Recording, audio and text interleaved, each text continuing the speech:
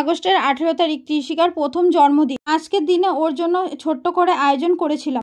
দেখতে দেখতে আমার মেয়েটা আজকে 1 বছর পূর্ণও করে ফেললো। এখন মনে হয় ত্রিশিকা এই তো সেদিন হলো, এখনই এত তাড়াতাড়ি 1 বছর হয়ে গেল।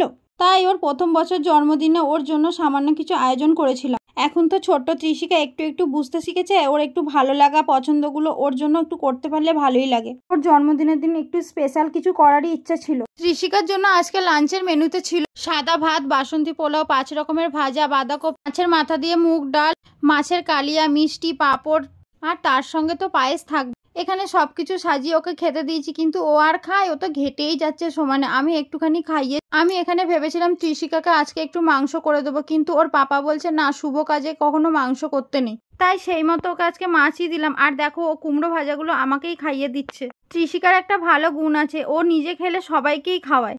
ওর সামনে যে বসেছিল ওর মাসি, মা, দাদাই, দাদু সবাইকে ও খাইয়ে দিচ্ছিল, সাথে আবার নিজেও খাচ্ছিল।